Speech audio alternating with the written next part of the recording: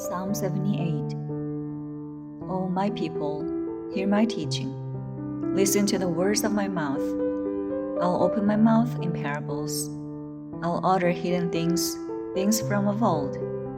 What we have heard and known, what our fathers have told us. We'll not hide them from their children.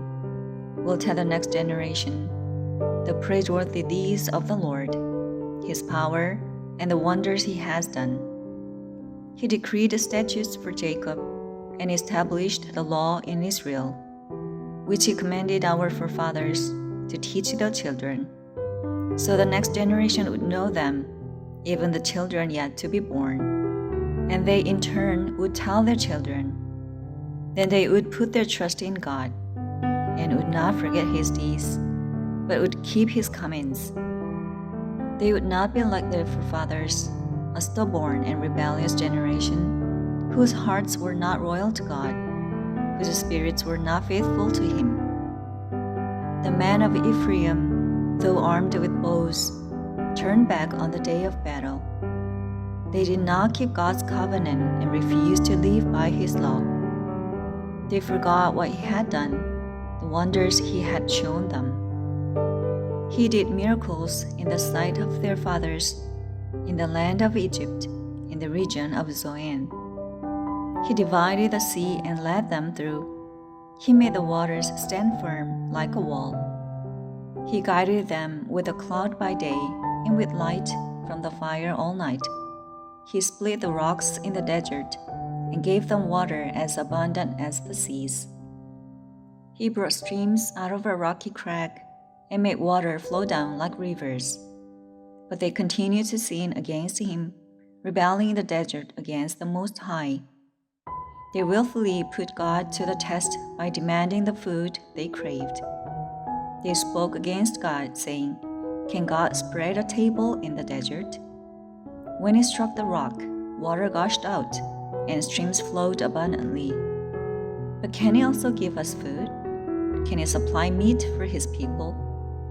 When the Lord heard them, He was very angry. His fire broke out against Jacob, and His wrath rose against Israel. For they did not believe in God or trust in His deliverance. Yet He gave a command to the skies above and opened the doors of the heavens. He rained down manna for the people to eat. He gave them the grain of heaven. Men ate the bread of angels. He sent them all the food they could eat. He let loose the east wind from the heavens and let forth the south wind by His power.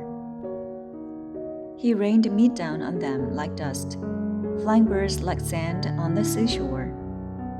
He made them come down inside their camp, all around their tents. They ate till they had more than enough, for He had given them what they craved.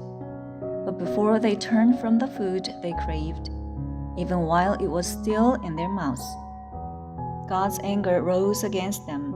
He put to death the sturdiest among them, cutting down the young men of Israel. In spite of all this, they kept on sinning. In spite of His wonders, they did not believe. So He ended their days in futility and their years in terror. Whenever God slew them, they would seek Him. They eagerly turned to Him again. They remembered that God was their rock, that God Most High was their Redeemer.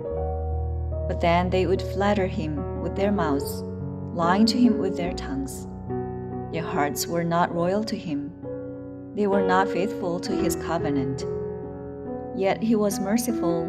He forgave their iniquities and did not destroy them. Time after time, He restrained His anger and did not stir up His full wrath. He remembered that they were but flesh, a passing breeze that does not return. How often they rebelled against Him in the desert and grieved Him in the wasteland.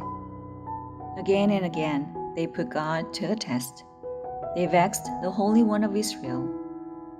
They did not remember His power, the day He redeemed them from the oppressor, the day He displayed His miraculous signs in Egypt, His wonders in the region of Zoan. He returned their rivers to blood They could not drink from their streams.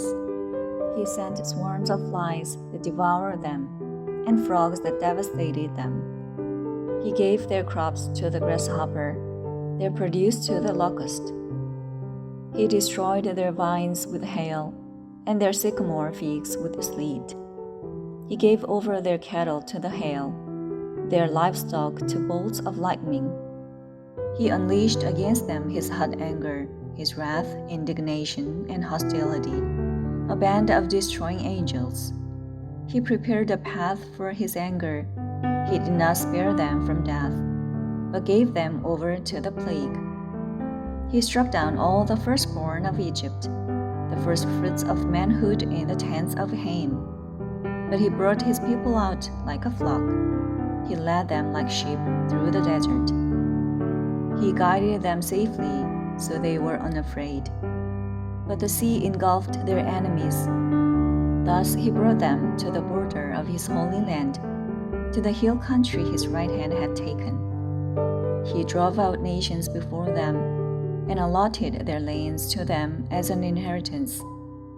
He settled the tribes of Israel in their homes, but they put God to the test and rebelled against the Most High. They did not keep his statutes. Like their fathers, they were disloyal and faithless, as unreliable as a faulty bow. They angered him with their high places. They aroused his jealousy with their idols. When God heard them, he was very angry. He rejected Israel completely. He abandoned the tabernacle of Shiloh, the tent he had set up among men. He sent the ark of his might into captivity, his splendor into the hands of the enemy. He gave his people over to the sword.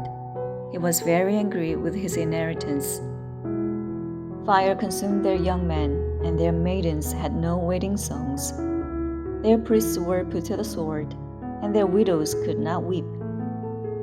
Then the Lord awoke as from sleep, as a man wakes from the stupor of wine. He beat back his enemies. He put them to everlasting shame. Then he rejected the tents of Joseph. He did not choose the tribe of Ephraim, but he chose the tribe of Judah, Mount Zion, which he loved. He built his sanctuary like the heights, like the earth that he established forever. He chose David his servant and took him from the sheep pens. From tending the sheep he brought him to be the shepherd of his people Jacob, of Israel his inheritance. And David shepherded them with integrity of heart, with skillful hands he led them.